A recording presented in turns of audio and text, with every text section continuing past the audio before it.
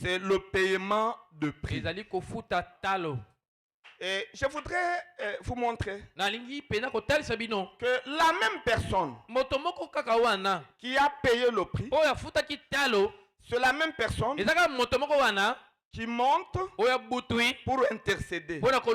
Et c'est la même personne qui revient pour réclamer c'est pour qui il a payé. Ah, n'oubliez pas ça. C'est la même personne. Il n'y a pas trois personnes.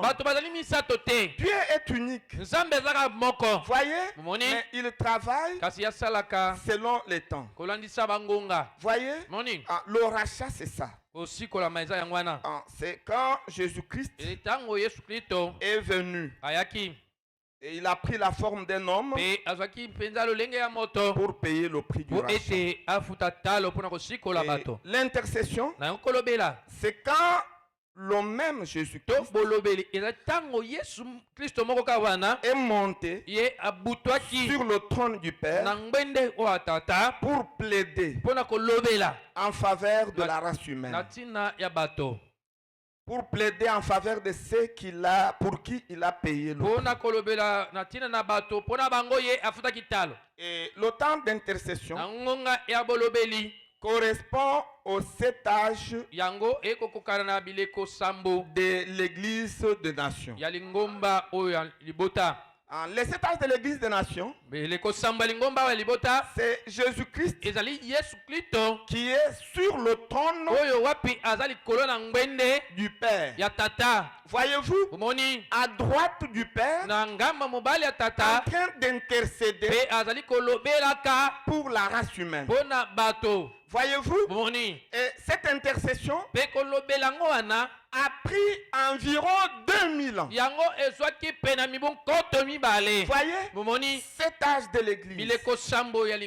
Voyez, et ici, Jésus est sous forme de l'Esprit.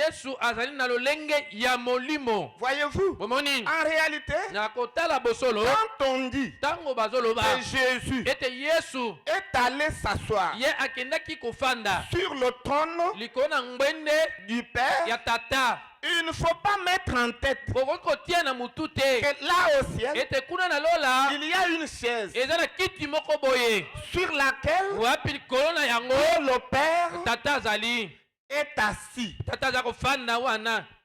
Et Jésus-Christ est placé à sa droite avec son propre sang en train d'intercéder. Oh Père, pardonne la race humaine. Père, pardonne la race humaine. Et qu'à gauche, il y a le Saint-Esprit comme une colombe sur son épaule. Une chose comme ça n'existe pas. Le 7e ciel, la 7e dimension, où Dieu vit, il n'y a rien de matériel. Et il n'y a rien de visible. Alléluia. Là où Dieu se trouve, c'est invisible. Si vous entrez là-bas, vous ne voyez rien. Oh, c'est El Elohim, la fontaine d'amour, invisible. Et personne n'a jamais vu Dieu. Quand Dieu se trouve sur son trône, Dieu, vous ne pouvez pas le voir. Maintenant, quand on dit que Jésus est allé s'asseoir sur le trône de son Père, Branham explique que Jésus a repris la forme de l'Esprit. Il est redevenu invisible. Oh, je me sens très bien. C'est ça le trône du Père. C'est l'Esprit. Il est redevenu esprit invisible. Maintenant, c'est cet esprit-là qui revenait aux hommes et qui envoyait des messagers. Il a envoyé 7 messagers. Il a commencé par Paul, Irénée, Martin, Colomban, Luther, Wesley. Et le dernier messager que ce grand esprit a envoyé, c'est William Branham. Voyez-vous, cet esprit est revenu à cette reprise. En réalité, Dieu n'a pas cet esprit. Non. Dieu est un seul esprit. Voyez-vous, mais ce grand esprit vient sur la terre à cette reprise. Mais comme il vient à cette reprise, c'est pourquoi on dit qu'il y a cet esprit de Dieu. En réalité, quand on dit il y a cet esprit de Dieu, ça veut dire il y a 7 manifestations du même esprit. Alléluia. Je me sens religieux. Il y a 7 manifestations du même esprit. Et quand cet esprit vient sur la terre, il entre dans ses messagers. Et au premier âge, qui est l'âge des fêtes, l'esprit de Dieu, Jésus-Christ, sous forme invisible, est entré dans Paul. Du temps d'Irénée, il est entré dans Irénée, dans Wesley, dans Luther, Martin. Dans notre âge, le grand esprit de Dieu est entré dans Branham. Voyez, quand il entre, et cette personne vient avec le message. C'est ça même l'intercession. L'intercession, ça veut dire que Dieu envoie sur la terre 7 gouttes de sang. Voyez, c'est l'intercession. C'est quand vous prenez le sang et vous aspergez sur l'autel.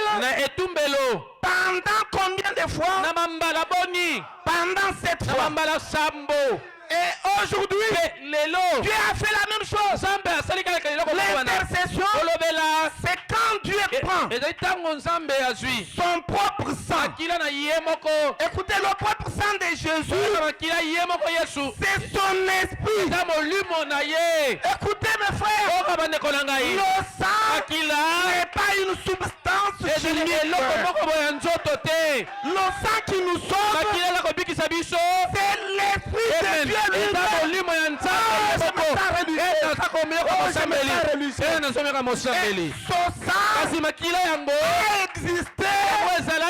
Avant même que Jésus de Nazareth ne soit né. C'est à ce moment-là que nos noms étaient écrits dans le livre de vie de l'agneau au moyen du sang. Quel sang? L'esprit de Dieu. Vous voyez, c'est là que nos noms ont été écrits. C'est pourquoi aujourd'hui, nous comprenons ces choses et nous les croyons. Si vous croyez ça ce matin, ce n'est pas un hasard. Ça montre que dès avant la fondation du monde, vous faites partie de l'esprit de Dieu. Est-ce que quelqu'un croit qu'il fait partie de l'esprit de Dieu? Moi, je fais partie de l'esprit de Dieu. Vous, mes soeurs, vous faites partie de l'esprit de Dieu. Vous, mes frères, vous faites partie de l'esprit de Dieu. C'est pourquoi vous croyez. Est-ce que vous pouvez acclamer pour vous-même d'abord? Oh. Que Dieu soit loué. Que Dieu soit loué. À un moment merveilleux. Le moment d'intercession.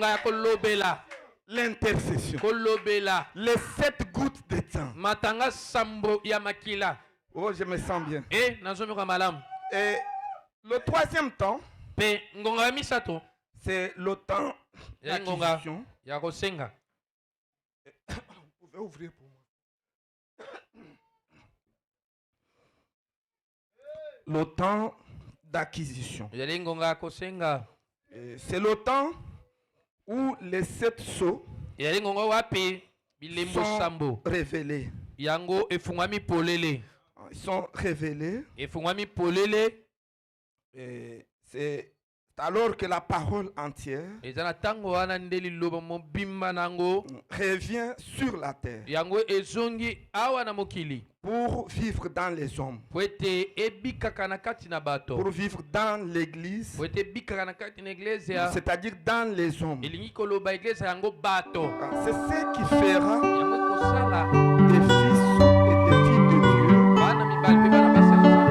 manifestés. Parce que le baptême du Saint-Esprit fait de vous le Fils de Dieu. Ça fait de vous la fille de Dieu. Mais vous n'êtes pas manifesté. Il faut que ça soit la rédemption totale. C'est pourquoi le baptême du Saint-Esprit est descendu à la Pentecôte. Mais Paul, qui est un grand enseignant, il a écrit que la nature tout entière gémit attendant la manifestation des fils et des filles de Dieu. Mais pourtant, Paul était là et il y avait Pierre, André et les autres qui étaient remplis du baptême du Saint-Esprit. Le baptême du Saint-Esprit fait de vous une fille de Dieu. Ça fait de vous un fils de Dieu. Mais il faut attendre la rédemption totale et dans la joie pour être manifesté. Si vous croyez, dites Amen. Et ceci a lieu au temps du soir, au temps d'acquisition,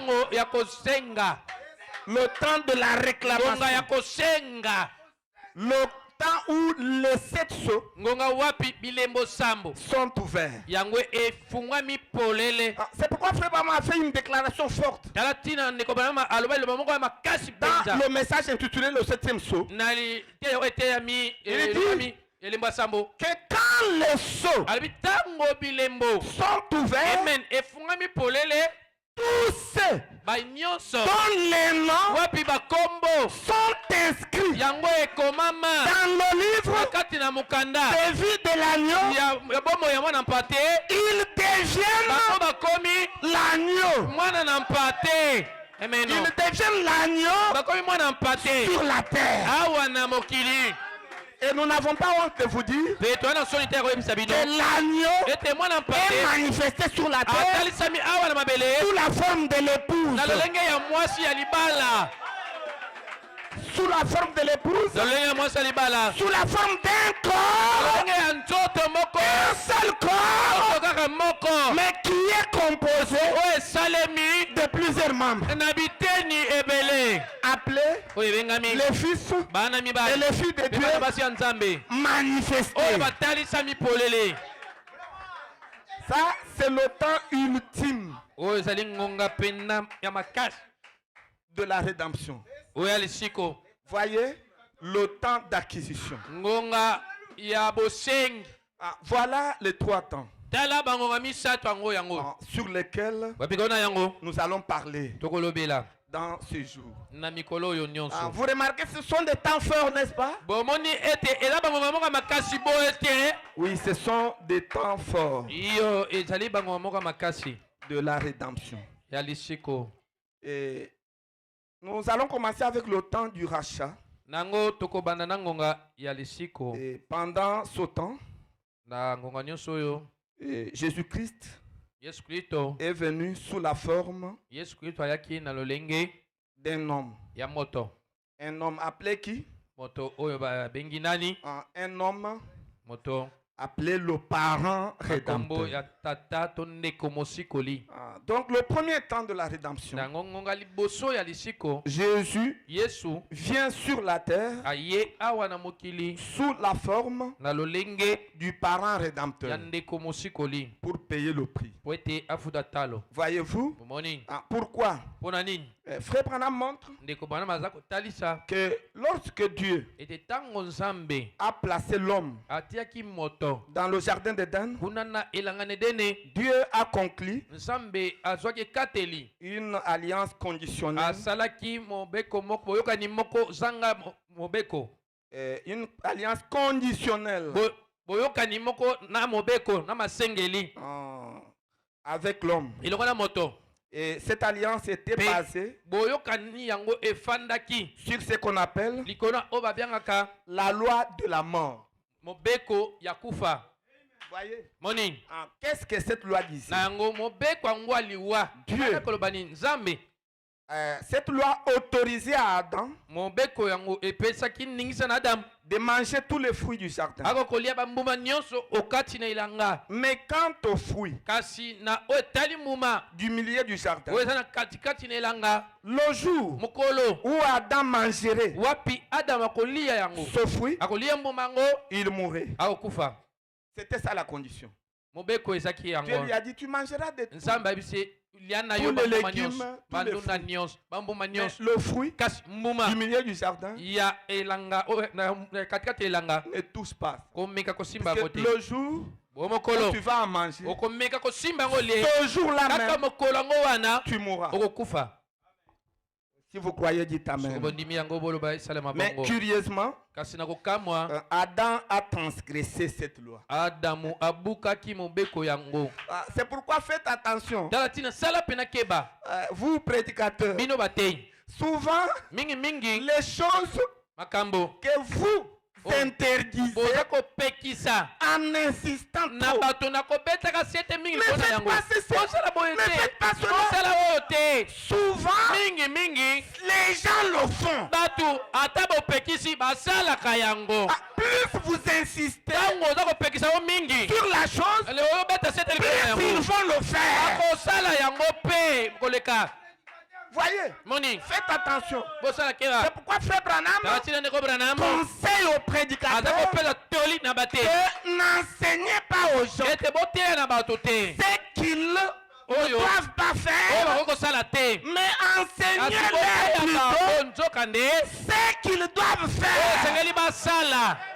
Alléluia. Ça résout la question. Voyez, dans le naturel, c'est comme ça que ça se passe. Vous interdirez quelque chose avec instance. Il va faire ça. Il va faire ça.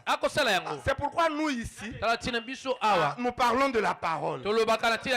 Et la parole va vous sanctifier. Elle va vous purifier. Si vous croyez, dites Amen. Voyez? Et curieusement, Adam a transgressé la loi. Et la mort s'est installée dans la race humaine. Et l'homme s'est séparé. L'homme s'est séparé du titre de propriété incontestable. Il s'est séparé de la parole. Il s'est séparé de Dieu. Et puis la nouvelle a atteint le ciel. Soi-disant que Adam est tombé. Et Dieu est descendu dans sa colère pour détruire Adam. Mais quand il est descendu, la partie amour de Dieu a rappelé à Dieu que Adam était une partie de lui-même. Est-ce que vous savez qu'Adam était une partie de Dieu? Et la partie amour a dit à Dieu que si seulement tu détruis Adam, tu vas te détruire toi-même. Puisque l'homme, c'est une partie de Dieu. Est-ce que vous le savez? Un prédestiné est une partie de Dieu. Si un prédestiné est perdu, c'est Dieu qui est perdu. C'est pourquoi il est impossible à quelqu'un qui est prédestiné dès avant la fondation du monde à être perdu. C'est impossible. Parce que s'il est perdu, c'est Dieu lui-même qui est perdu. Et quand l'amour lui a parlé, Dieu s'est ressaisi un peu. Maintenant, il a dit qu'est-ce que je veux faire? Il y a une chose qui peut calmer ma colère. Une seule chose peut calmer ma colère. C'est le sang versé d'un innocent. C'est l'unique chose qui va calmer ma colère. Et Dieu est tombé sur un substitut innocent. C'était les agneaux naturels. Les innocents. Les innocents. C'est ça? Oui. Ok. Et il n'y a qu'une seule chose qui peut calmer la colère de Dieu. C'est le sang versé. Car selon la loi du rachat, sans effusion du sang, il n'y a point de pardon de péché. Voyez, et l'unique chose qui pouvait calmer la colère de Dieu, c'était le sang. Voyez, c'est pourquoi Dieu a tué beaucoup d'agneaux. Quand le sang de l'agneau giglé, il a pris Adam et Ève, il les a placés là. Et quand il égorgeait les agneaux, le sang giglé, ça allait sur Adam, ça allait sur Ève. Et la colère de Dieu était apaisée. Et la colère de Dieu s'est apaisée. Et il a pris les peaux des agneaux. Il a couvert ses enfants. Il leur a dit, enlevez les feuilles de figuier, mais mettez les peaux des animaux. Écoutez, une seule chose peut calmer la colère de Dieu. C'est le sang versé d'un innocent. Et si vous croyez du tamen, c'est la seule chose que Dieu agrée. Écoutez, la seule chose que Dieu agrée dans votre vie, c'est le sang versé d'un innocent. Et pour que votre adoration soit acceptée par Dieu, même ce matin, pour que votre adoration soit complète et acceptée de Dieu, il faut qu'il y ait la présence du sang d'un innocent. Oh, si vous croyez, dites Amen. C'est ce qui s'était passé dans le jardin d'Éden. Lorsqu'il y avait deux hommes, Caïn et Abel, Dieu leur a dit de faire l'autel pour l'adoration. Caïn a fait son autel. Il avait orni. Il était beau. Il a mis les fruits. Il a mis des belles fleurs. C'était beau à voir. Un autel pour l'adoration. Et Caïn aussi. Je voudrais dire Abel, dans son camp, il a fait aussi un autel. Il a monté un autel. Maintenant, Caïn n'avait pas de révélation. Mais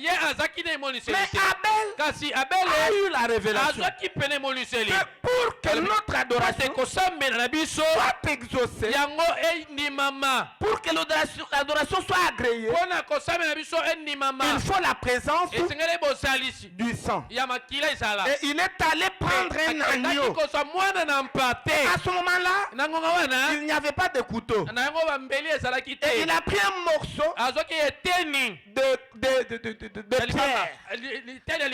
Voyez? Et il a pris l'agneau. Il l'a placé sur l'autel. Et puis il l'a saisi.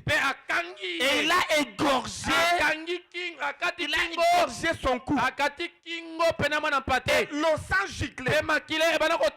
Et le sang a rempli l'autel. Et quand le sang a rempli l'autel, la fumée est monté à Dieu. Sans que lui-même n'ait eu le feu.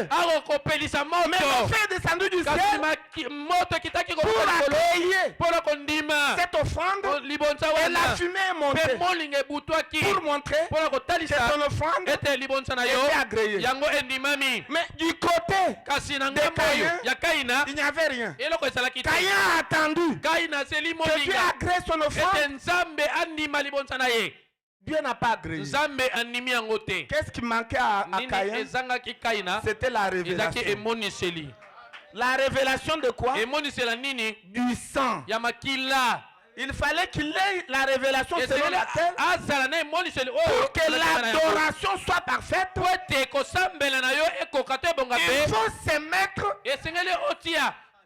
se mettre sous le sang versé d'un agneau innocent. Dès que vous vous mettez sous le sang d'un agneau innocent, c'est fini. Votre adoration est parfaite. Elle est agréée. Croyez, dites Amen. Et le sang, nous n'avons pas honte de vous dire que c'est l'Esprit de Dieu lui-même que nous recevons. Sous quelle forme? Sous la forme du message. Écoutez, quand vous recevez le message de l'heure, vous recevez le sang de Jésus-Christ. Écoutez mes frères, le salut n'est pas compliqué. Voulez-vous adorer? Placez-vous sous le sang d'un innocent. Et le sang de Jésus-Christ, ce n'est plus une substance chimique,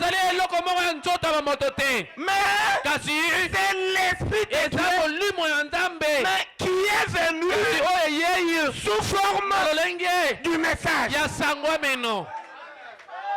Écoutez, et non seulement sous forme du message, mais aussi sous forme du message. Chaque messager, c'est le sang de Jésus-Christ qui est sur vos mains. Amen. Voyez. Et quand vous rejetez le messager, vous rejetez le message, vous avez rejeté le sang de Jésus-Christ. Et il n'y a plus de pardon de péché pour vous. Puisque la seule chose qui pardonne le péché, c'est le sang de Jésus-Christ. C'est le message de votre temps. C'est le messager de votre âge. Oh, si vous croyez encore, dites Amen. Voyez, et tous ceux qui adorent Dieu, tout en rejetant le messager envoyé de Dieu, ils adorent Satan sans le savoir. Et ça, je vous le dis avec certification. En tant que serviteur de Dieu, toute personne qui rejette Branham, mais qui prétend adorer Jésus, il n'est pas sous le sang. Il est en train d'adorer Satan sans le savoir. Amen. Parce que pour adorer, il y a trois choses. Il y a trois choses. Et la Bible dit, il n'y a qu'un seul lieu d'adoration que Dieu a pourvu et où il rencontre ses adorateurs. C'est ce que Branham dit dans le message intitulé le seul lieu d'adoration que Dieu a pourvu. Et Branham dit que Dieu ne peut rencontrer les vrais adorateurs là où le sang de Jésus est versé. Pour adorer, il ne faut pas adorer de n'importe quelle manière. Et il ne faut pas adorer n'importe où. Avant d'adorer, rassurez-vous que vous êtes placé sous le sang de Jésus-Christ. C'est ça le lieu d'adoration. Alléluia. Parce que trois choses doivent être réunies pour qu'il y ait l'adoration et une adoration parfaite. Pour que l'adoration parfaite ait lieu. La première chose, c'est l'existence de l'objet d'adoration. Il faut que l'objet que vous devez adorer puisse exister. Et nous n'avons qu'un seul objet d'adoration, c'est Dieu lui-même. Et son nom est le Seigneur Jésus-Christ. C'est lui le seul objet d'adoration. Si vous croyez, dites encore Amen. Écoutez mes frères, que l'on ne vous trompe pas. C'est ça la doctrine de l'Istadernat. Nous n'avons qu'un seul objet d'adoration.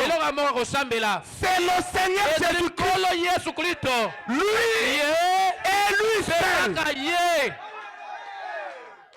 Car c'est lui le Dieu adorable. Voyez, et l'objet, nous connaissons déjà ça. C'est la première condition. L'objet est là. Maintenant, vous allez me poser la question. Quelle est la deuxième condition? La deuxième condition, il faut qu'il y ait les adorateurs. Puisque si l'objet d'adoration est là et qu'il n'y a pas d'adorateur, ce n'est pas Dieu. Puisque le mot Dieu signifie un objet d'adoration. Et pour que Dieu soit appelé Dieu, il faut qu'il y ait des sujets qui doivent l'adorer. Voyez-vous, c'est pourquoi il avait créé premièrement les anges. C'est alors qu'il était devenu Dieu. Et ensuite, il a créé les véritables adorateurs. Écoutez, les anges ne sont pas les véritables adorateurs. Ce sont les adorateurs de Dieu. Mais les véritables adorateurs de Dieu, ce sont les hommes. C'est la race humaine. Si vous croyez, dites Amen. C'est pourquoi quand les anges se sont révoltés au ciel, parce que Dieu les a rédemptés, il les a laissés, il les a chassés. Mais quand ces enfants, Adam et Ève, sont tombés, Dieu est descendu pour les relever. Ce sont là les véritables adorateurs que le Père recherche. Est-ce que vous savez que vous êtes les véritables adorateurs? Est-ce que vous pouvez acclamer pour la gloire du Seigneur? Voyez, la deuxième condition, la présence des adorateurs. Et la troisième condition, maintenant le lieu d'adoration. Parce que l'objet d'adoration est là. Et la présence des adorateurs est là. Maintenant, la troisième chose, c'est le lieu de rencontre entre Dieu et les adorateurs. Pour adorer Dieu, il y a toujours un lieu de rencontre. C'est ce que Branham dit. On appelle le lieu d'adoration un lieu de rencontre. Si vous n'avez pas identifié le lieu de rencontre, vous êtes perdu. Vous adorez Dieu que vous ne connaissez pas. Et quand vous adorez Dieu sans bien le connaître, vous adorez Satan sans le savoir. Et Frère Branham dit que le lieu de rencontre entre Dieu et ses adorateurs, c'est l'endroit où Dieu a versé le sang. Est-ce que vous croyez? C'est l'endroit où Dieu a versé le sang. Et c'est ça le lieu d'adoration. L'endroit où Dieu a versé le sang. Et je vais demander à mon frère de projeter un message intitulé que ferons-nous de ce Jésus qu'on appelle Christ? C'est prêché le 26 janvier 1964. Et puis vous irez directement au paragraphe 134. C'est par là que nous allons commencer. Est-ce que vous aimez la parole? C'est ça. C'est l'endroit où Dieu a versé le sang. Maintenant, Dieu a placé le sang de son fils Jésus. Il l'a placé sur les messagers. Il l'a placé sur les messages. De sorte que chaque message de l'heure, c'est le sang de Jésus-Christ. Et chaque messager, c'est aussi le sang de Jésus-Christ. Et Frère Branham montre que le sang de Jésus-Christ, c'est la promesse de l'heure. Si vous croyez, dites encore Amen. Et il le dit. Et nous allons lire ensemble Allons lire ensemble. Non, il prêchait ce sermon. C'était après l'ouverture des cieux. Il prêchait sous une forte onction. C'était dans la ville de Phoenix. S'il y a des endroits où Frère Branham a prêché beaucoup, où il a déposé de grands enseignements. Premièrement, c'était à Jeffersonville. Et deuxièmement, c'était à Phoenix. Et il aimait beaucoup cette église parce qu'il croyait la totalité de la parole. Si vous croyez, dites Amen. Maintenant, il prêchait leur disant, que ferons-nous de ce Jésus qu'on appelle Christ? Et il disait aux gens que Jésus-Christ, le sang de Jésus-Christ est sur vos mains. Maintenant même, que faites-vous avec ce sang? Est-ce que vous l'acceptez pour être sauvé, ou bien vous l'aurez rejeté pour être perdu? Que ferons-nous de ce Jésus qu'on appelle Christ? Alléluia. Amen. Oh, je me sens bien. Et il dit au paragraphe 134, lisons tous ensemble, je pose la question aux assemblées de Dieu. Et il dit, je pose la question aux unitaires, à l'église de Dieu, à l'église méthodiste, à l'église baptiste, à l'église presbytérienne. Mais je vous demande à vous, en tant qu'individu. Et ce matin, la question n'est pas posée aux églises de réveil. Ce n'est pas posé aux presbytériens. Ce n'est pas posé aux églises de la sainteté. Ou encore aux assemblées de Dieu. Mais Branham dit, je vous pose cette question à vous, en tant qu'individu. Ma soeur, Frère Branham vous pose la question vous-même, en tant qu'individu. Puisque chez nous, les hommes de nation, le salut n'est pas collectif. Le salut est individuel. Si votre mari est sauvé, cela ne signifie pas que toi, sa femme, tu es automatiquement sauvé. Non, tu dois te battre pour ton propre salut.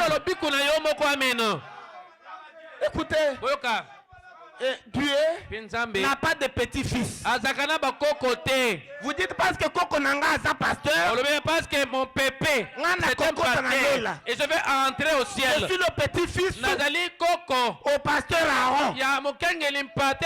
Comme le pasteur Aaron croit le message, alors moi aussi, je suis déjà sauvé.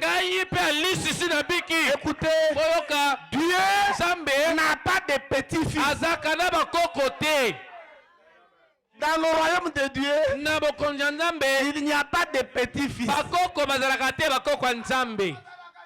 le royaume de Dieu, il n'y a que des fils et des filles de Dieu. Point barre. Et c'est à vous que la question est posée. Et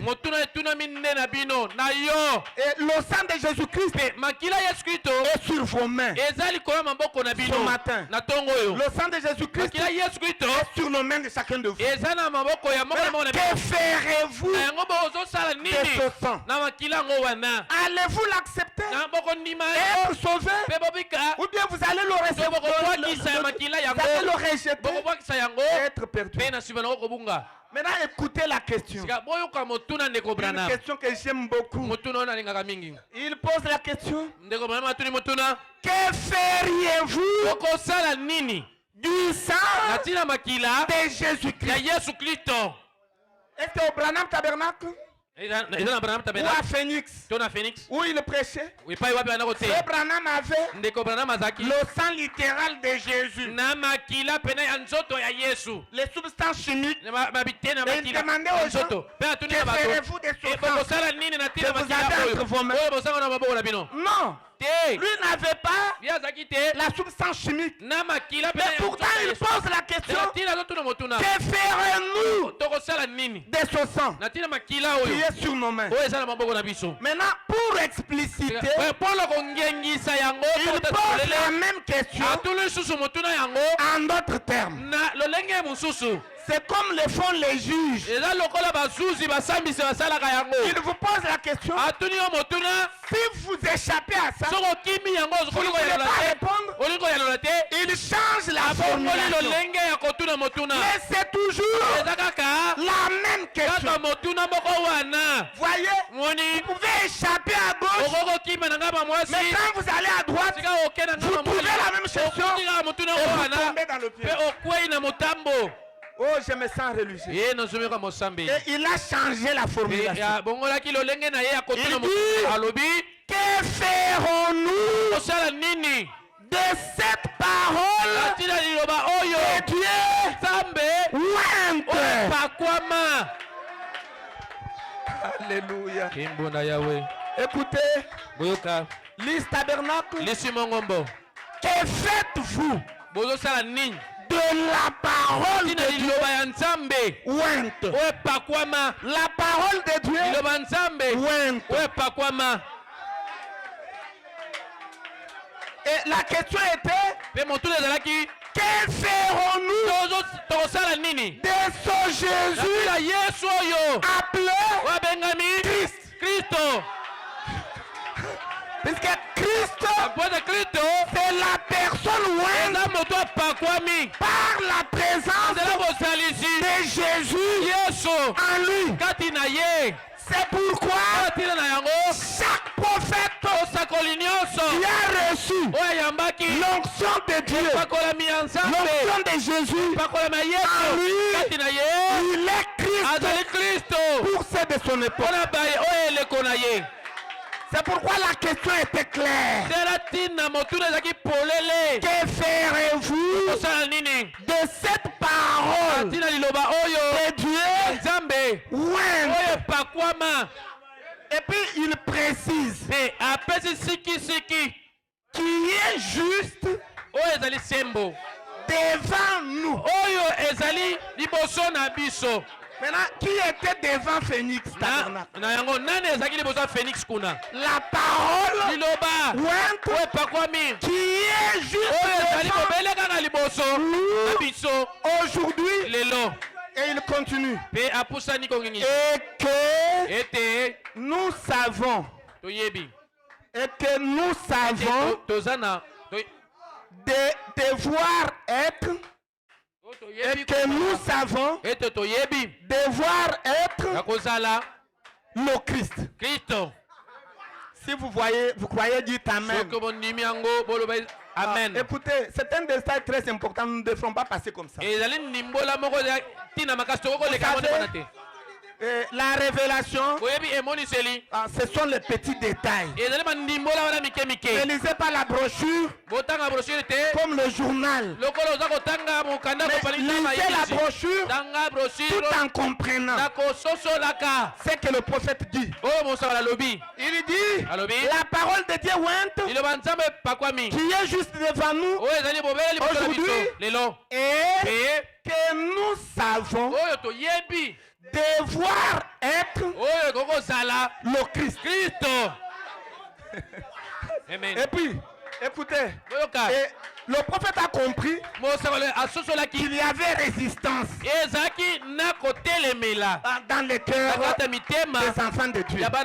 Et il a éclairé. Christ, c'est quoi? C'est la promesse de l'heure.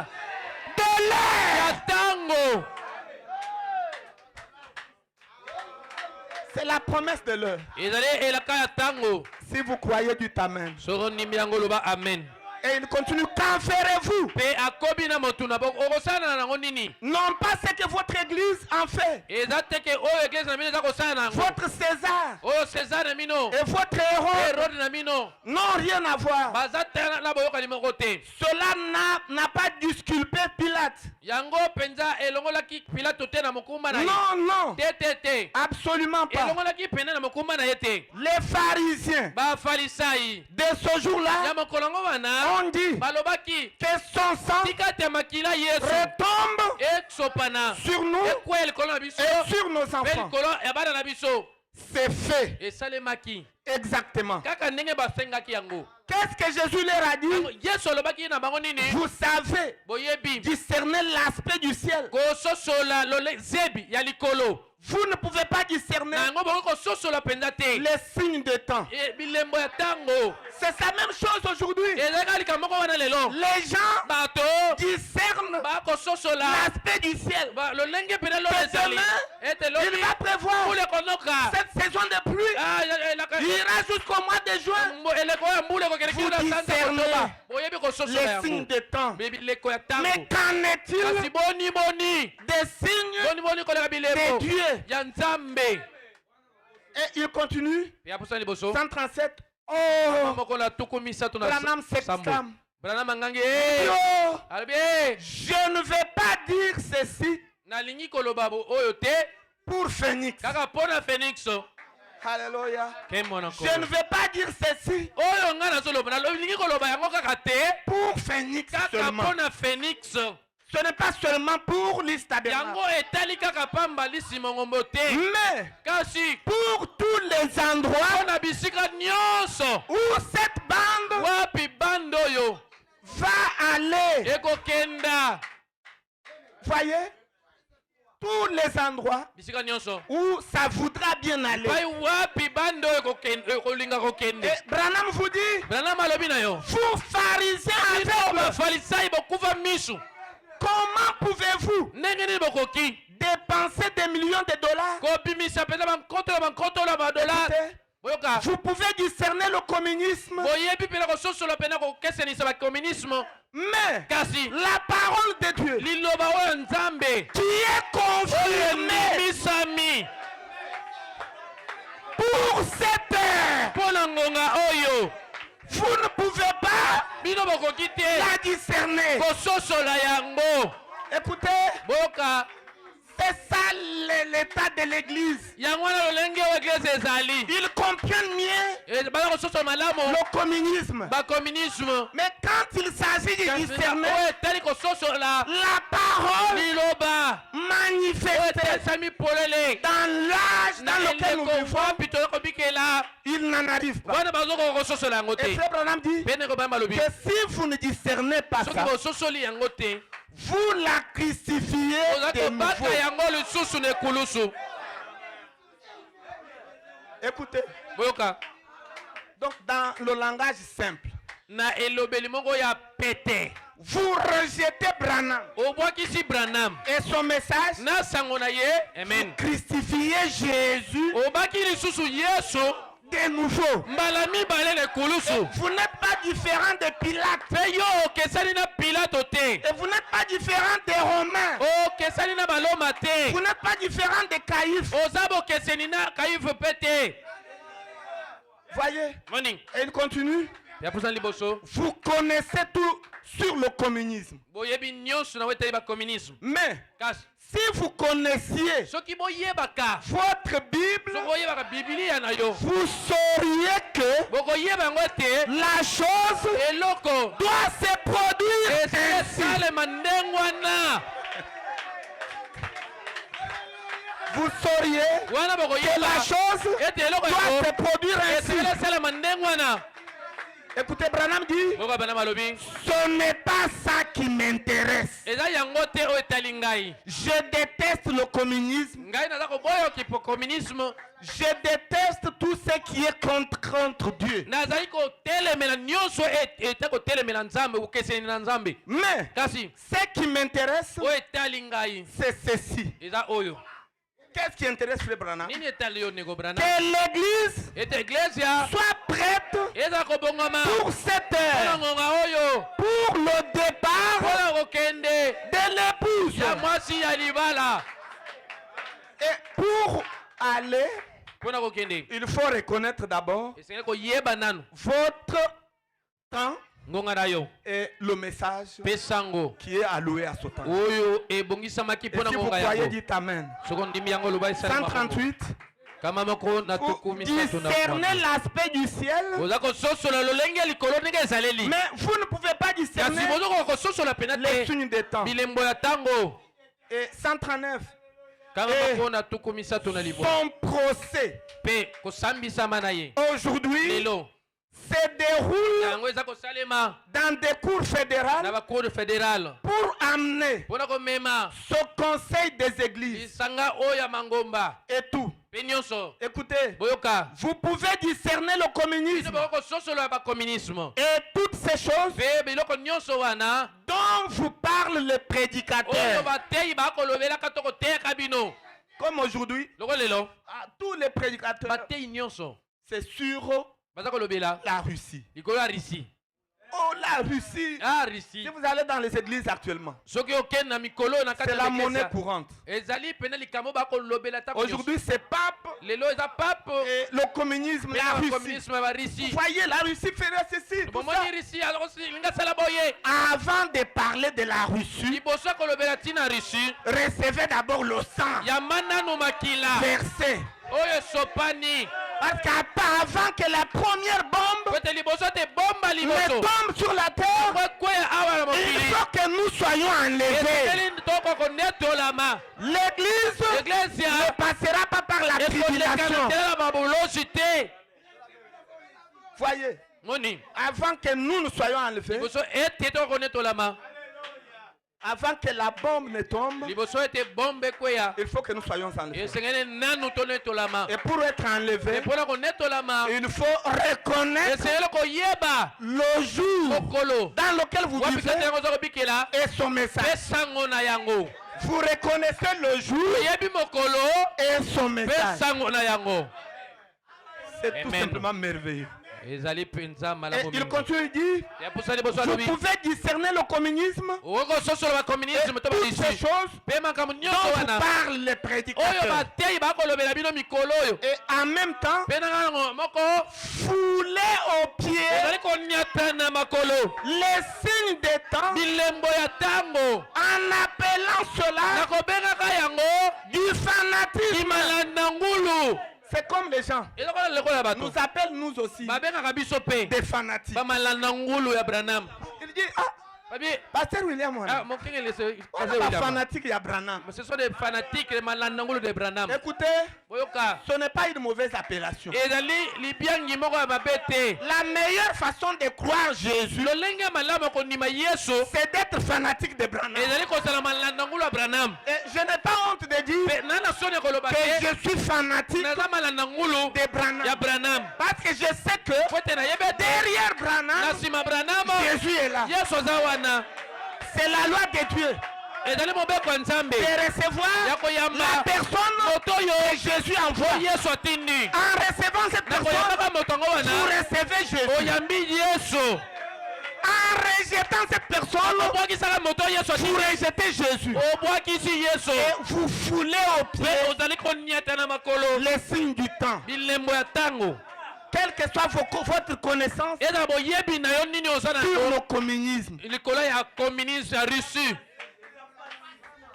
Voyez, et il continue en l'appelant la télépathie mentale ou quelque chose comme ça. Oui, vous repartez et vous interdisez même à vos fidèles de venir l'entendre. C'est terrible. Surtout le troisième poule.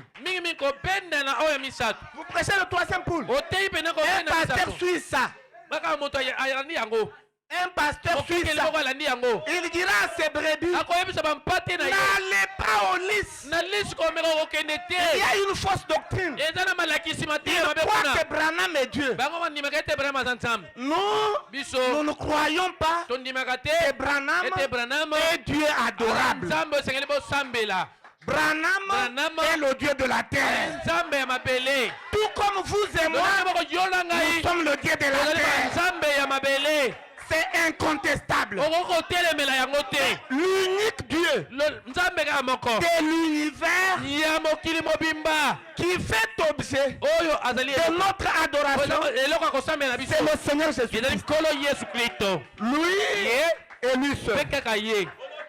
Est-ce que vous croyez? Voyez? Et vous interdisez même à vos fidèles de venir entendre. Si vous entendez ça, vous serez séduits. Maintenant, Frère Branham dit,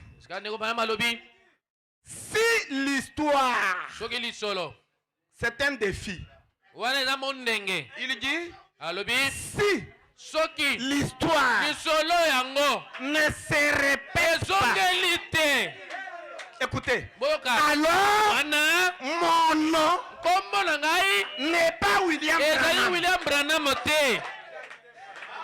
Écoutez, vous voyez, il était tellement sous l'onction, sûr de lui-même, que ce qu'il prêchait était la vérité, qu'il a juré que si l'histoire ne se répète pas, alors mon nom n'est pas William Branham. Et il dit exactement. Et il pose la question, que va-t-il arriver? Cela fait retomber le sang de Jésus-Christ directement sur vos mains. Voyez, le sang de Jésus-Christ est retombé sur vos mains. Voyez-vous? Et vous appelez cela un esprit impur, comme ils l'ont fait. Souvent, quand vous prêchez des choses à la hauteur, on dit que vous avez un esprit impur.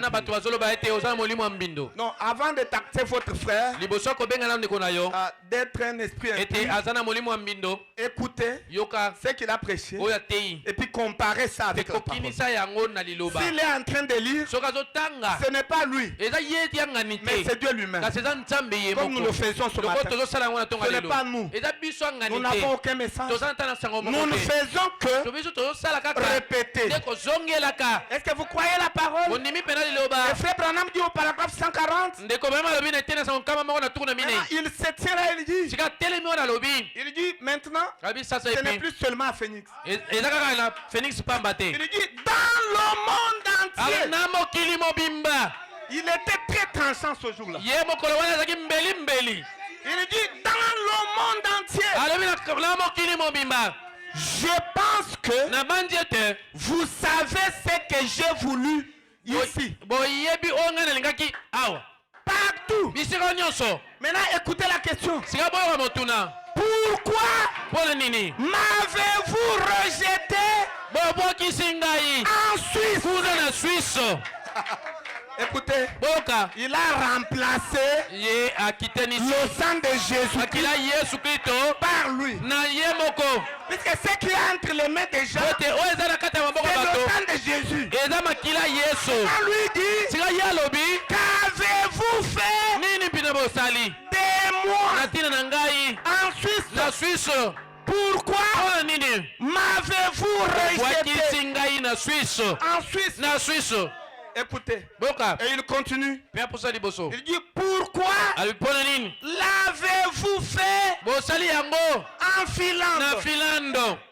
Pourquoi les Finlandais ont rejeté Branham? Maintenant écoutez, il dit le sang sera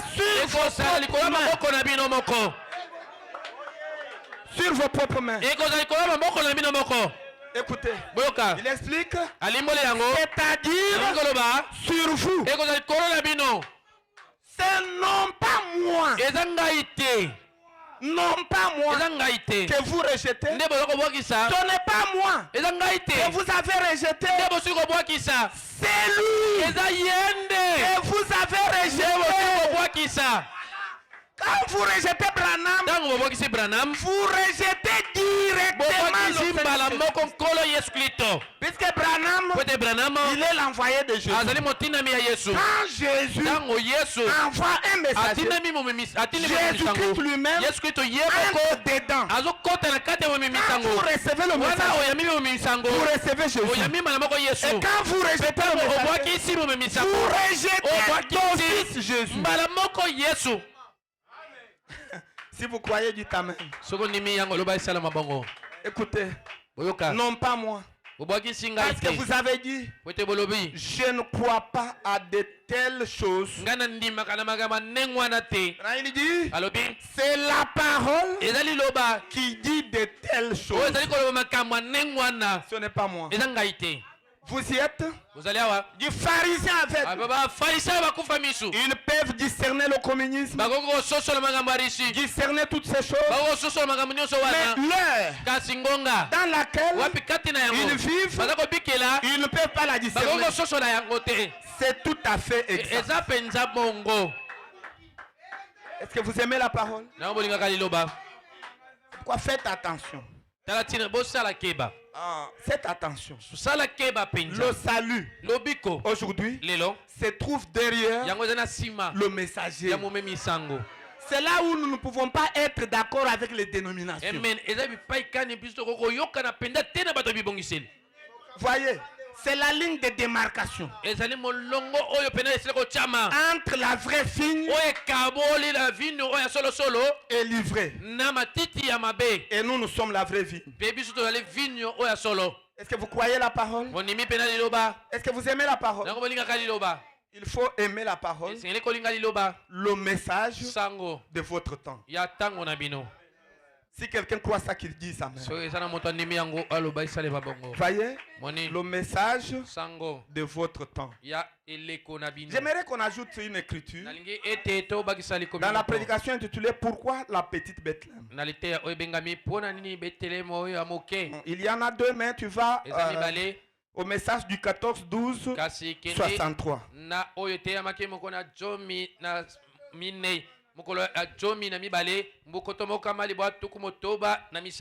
Vous allez là-bas et au paragraphe 128. Est-ce que vous allez nous supporter? Voyez? Vous allez nous supporter, Maman Nathalie. Oui, nous allons lire quelque chose au paragraphe 128. C'est pour éclairer la lanterne. Écoutez, Frère Branham dit que Dieu a assigné à chaque âge une portion de sa parole. Si vous croyez, dites Amen. Écoutez, vous ne pouvez pas prendre la Bible et l'enseigner dans son entièreté aux gens et leur dire que vous êtes sauvés. C'est ce que font les églises des réveils. Les églises pentecôtistes, presbytériens, tout ça. Ils prennent la Bible et ils enseignent la Bible de Genèse à Apocalypse. Et ils disent aux gens, comme vous croyez dans toute la Bible, alors vous êtes sauvés. Non. Écoutez. Dans la Bible, il y a beaucoup de messages. Et chaque message est alloué à un âge donné. Et le message de Noé ne peut pas être appliqué aujourd'hui. Le message de Jésus de Nazareth ne peut pas être appliqué aujourd'hui. Le message de Paul, le message de Wesley, même le message de Pentecôtiste ne peut pas être appliqué aujourd'hui. Notre salut est attaché uniquement, absolument, au message de notre temps. Et Branham dit que le message de l'heure, c'est notre absolu. Écoutez, Il dit que la Bible est son absolu à lui. Mais nous, de Laodicée, notre absolu, c'est Branham. Et il dit, un prophète, c'est la Bible à laquelle vous ne pouvez rien ajouter et rien retracer. Et nous n'avons pas honte de dire que notre Bible qui est interprétée en ce jour, c'est le messager de Dieu. Et si vous croyez, dites Amen. C'est notre absolu. Et quand il dit, c'est point barre. Et si vous croyez, dites encore Amen. Donc Dieu a assigné à chaque âge une portion de sa parole. Et il dit, depuis le commencement. Est-ce que vous entendez l'explication du prophète? Donc depuis le commencement, Dieu a subdivisé sa parole. Et il prend une parole déterminée et il l'envoie à un peuple déterminé dans un âge déterminé. Et quand vous ne croyez pas ça, mais vous vous contentez à croire la parole d'un âge passé ou d'un âge futur, vous n'êtes pas dans le plan de Dieu. Et vous mourrez. Je me sens bien. Et cela depuis le commencement. Et chaque fois, dans chacun de ces âges passés,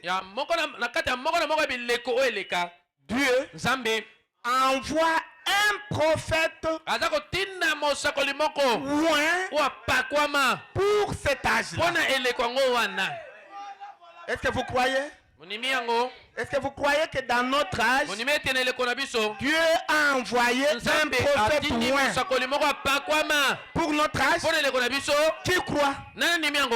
En vous tous vous croyez. Et nous n'avons pas honte de vous dire que ce prophète c'est Frère Branham. Écoutez, il est le prophète de l'âge. Et je le déclare à tout le monde entier. William Branham n'est pas seulement notre prophète à nous qui croyons le message. Même si vous le rejetez, même si vous êtes des musulmans, vous êtes des bouddhistes, votre prophète c'est Branham. Il est le prophète de l'âge. Que vous croyez ou que vous le rejetez, mais il reste néanmoins votre prophète. Que Dieu vous bénisse pour ça. Écoutez, maintenant il continue. Il dit, Dieu envoie un prophète loin pour cet âge-là. Maintenant il donne des exemples. Dieu au temps de Noé, au temps de tous les autres, quand il a fait les promesses, peu m'importe dans quel genre de conditions se trouve l'église, il fait toujours cela. Si vous croyez, dites Amen. Donc, dans tous les âges, il fait toujours cela. Donc il envoie un prophète. Et s'il n'envoie pas un prophète, il envoie un messager. Parce que chez nous, les hommes des nations, Paul et Branham étaient des prophètes, mais tous les autres messagers étaient des réformateurs. Mais Dieu les a envoyés de la même manière. Et il a placé en eux l'esprit. Il a placé en eux la parole. Si vous croyez, dites Amen. Voyez, maintenant écoutez, que quand il a fait des promesses, maintenant peu m'importe dans quel genre de conditions se trouve l'église, il fait toujours cela. Qu'est-ce qu'il fait, Frère Branham? Il envoie un homme loin. Écoutez, pour être sauvé, Dieu vous envoie toujours un homme ouin. Maintenant, écoutez. Il dit en effet, la parole du Seigneur vient au prophète. Si vous croyez ça, dites amen. Et il s'était né là. Et chaque prophète, et quoique condamné par les organisations, même si les organisations le condamnent, comme il condamne Frère Branham, que votre prophète là, il est mort par accident. Ils oublient que Jésus-Christ a été crucifié. Ils oublient qu'Ésaïe était scié. Ils oublient qu'Étienne était lapidé. Ils oublient que Jean-Baptiste, qui était le plus grand de tous les prophètes de l'Ancien Testament, était décapité. Où était Dieu pendant qu'on décapitait Jean-Baptiste? Dieu était bel et bien là en train de regarder. Mais pour Dieu, c'est la manière de Jean-Baptiste de quitter la terre. Dieu a besoin que vous quittiez la terre. Maintenant, la manière de quitter n'importe peu à Dieu. Comme vous fusille, que vous mouriez par noyade, qu'un mur s'écroule sur vous, que tu meurs par accident d'automobile, ça n'importe peu à Dieu. La manière de partir ne dit rien. Mais c'est que Dieu nous rassure, c'est la résurrection. Quel que soit l'endroit où vous mourrez et la manière dont vous mourrez, mais à la résurrection, vous reviendrez à la vie. Si vous croyez du amen. Et les organisations condamnent cet homme de Dieu. Et il dit, et quoi que condamné par les organisations de ce temps, néanmoins, le prophète s'est né néanmoins sur la parole. Et j'aime la dernière phrase. Et rendez la parole vivante. Écoutez, ce sont des déclarations qui énervent le diable. Que la parole existe. Mais pour que la parole devienne vivante, la personne qui rend la parole vivante, c'est le prophète. Et quand vous recevez le prophète, il est la parole vivante. Si vous croyez du amen. Il est la parole vivante. Est-ce que vous croyez? J'allais lire une autre écriture, mais je l'ai ravalée. Je l'ai ravalée, puisque ce n'est pas le moment. Je l'ai ravalée. C'est ça. Et je ne sais pas. Je ne sais même pas trouver là où ça se trouve.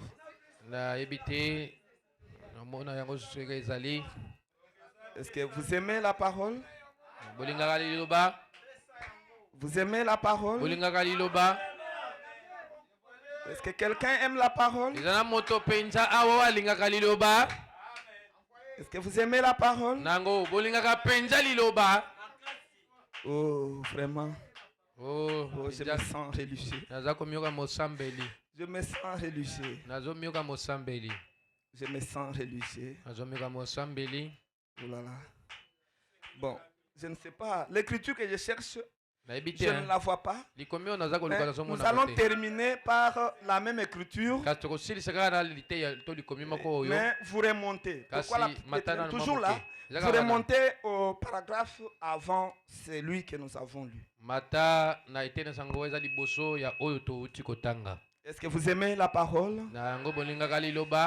Est-ce que vous aimez Jésus-Christ? Est-ce que vous aimez? Vous l'aimez de tout votre cœur? Il faut l'aimer. Si nous sommes en train d'insister sur ces choses, c'est pour que vous puissiez avoir un bon positionnement dans l'adoration. Voyez-vous? Et surtout l'enseignement sur la divinité. C'est pour vous montrer qui vous êtes, qui Dieu est et comment adorer Dieu.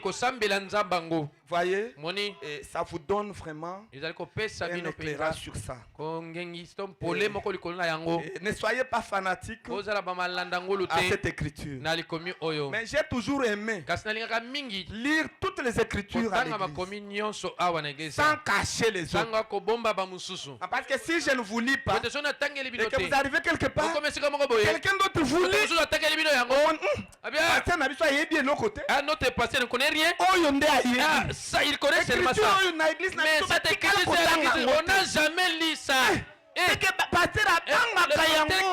Il craint de lire ça. Puisque cette écriture ici, si vous la lisez mal, vous allez adorer Frère Branham et vous irez en enfer. Il faut la saisir bien. Est-ce que vous me promettez que vous allez la saisir bien? Oh Seigneur Jésus, accorde à tes enfants la compréhension correcte de cette écriture. Et nous lisons ça ensemble. Et l'écriture dit, c'est Frère Branham qui dit, je n'adore pas un juif. Puisque les gens pensent que Jésus de Nazareth était un juif. Branham dit que Jésus n'était pas juif. Et Jésus n'était pas non plus un homme de nation. Mais Jésus, c'était le sang de Dieu lui-même qui est allé du ciel vers la terre. Il n'était pas un juif. C'est pourquoi Branham dit, je n'adore pas un juif. J'adore Dieu quand j'adore Jésus-Christ. Vous voyez? Vous adorez Dieu quand vous adorez Jésus-Christ. Parce que Jésus-Christ est Dieu lui-même. Quand vous l'adorez, vous adorez directement Dieu lui-même. Et il continue de dire, je n'adore pas une fiction. Je n'adore pas une imagination. Comme les frères aujourd'hui. Ils adorent un Dieu imaginaire. Et puis ils s'imaginent. Voilà le Dieu que j'adore. Comment il est. C'est ce qu'on appelle une fiction. Donc vous adorez quelque chose d'imaginaire. Branham dit qu'il n'adore pas une certaine fiction ou une certaine chose historique. Voyez, comme d'autres personnes, ils veulent toujours l'histoire pour adorer correctement. Ils la rentrent toujours dans l'histoire. Non. Voyez, le Dieu que nous adorons n'est pas un Dieu historique. Mais le Dieu que nous adorons, c'est un Dieu au temps présent. Et même ce matin, il est au milieu de nous. Sous quelle forme? Sous la forme de votre pasteur, sous la forme de votre frère, sous la forme de votre sœur. Si vous croyez, dites Amen. Et dites à celui qui est à vos côtés, vous êtes Jésus manifesté. Répétez encore. Vous êtes Jésus manifesté. N'ayez pas peur de ces choses. Puisque ce matin, Dieu est vivant. Et ceux qui rendent Dieu vivant, ce sont les fils et les filles de Dieu. Ce sont eux qui rendent Dieu vivant. Le frère Branham déclare que le monde est en train de voir Jésus-Christ tel que vous et moi, nous le présentons. Quand je me tiens et je parle de Jésus, quelqu'un qui veut voir Jésus n'a qu'à me regarder. Quand vous aussi vous parlez de Jésus, celui qui veut voir Jésus n'a qu'à vous regarder. Parce que c'est ça même le but ultime de Dieu. C'est de se trouver sur la terre sous la forme des fils et des filles de Dieu. Voyez, et il continue. Est-ce que vous aimez la phrase qui va suivre? Est-ce que vous allez supporter? Bon, lisons tous ensemble. Lisons tous ensemble. J'adore Jésus-Christ. La présence de Jésus-Christ. Maintenant même. La présence de Jésus-Christ maintenant. Maintenant, Frère Branham comprend que les gens n'ont pas saisi. Et il explique. Il dit, c'est-à-dire sa parole qui est manifestée dans cet âge. Que Dieu vous bénisse. Que Dieu vous bénisse. Que Dieu vous bénisse. Que Dieu vous bénisse. Que Dieu vous bénisse. Si quelqu'un est arrivé ici avec un problème, alors que la présence de Jésus-Christ, la parole rendue manifeste, est dans la salle, je vous donne la solution à votre problème. Si vous êtes entré malade, recevez la guérison au nom de Jésus-Christ. Si vous avez besoin de bénédictions matérielles, recevez tout cela au nom de Jésus-Christ. Ceux qui ont besoin du Saint-Esprit, recevez le Saint-Esprit au nom du Seigneur Jésus. Il est la parole rendue manifeste dans cet âge maintenant. Oh, que Dieu vous bénisse. Que Dieu vous bénisse. Vous êtes un peuple merveilleux. Que Dieu vous bénisse. Oh là là, le temps nous fait défaut, on s'arrête ici. Et nous allons continuer le mercredi.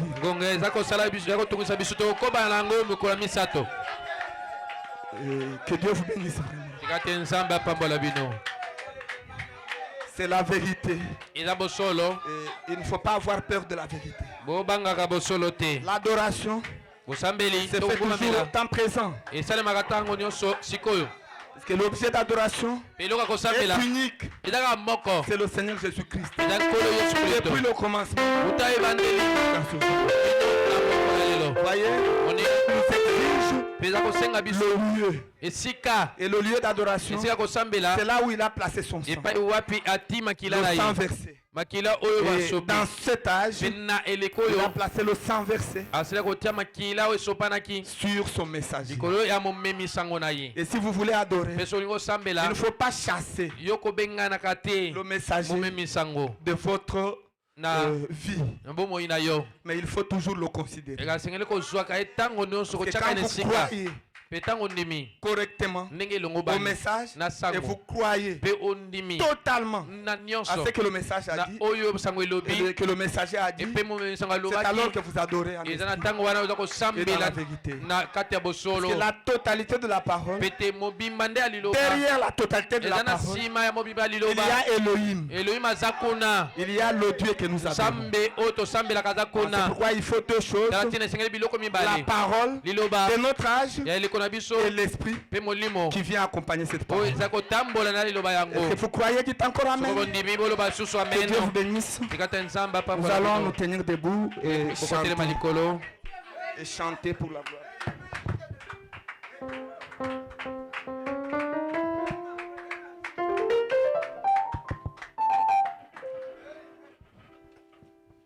Le nom de Jésus.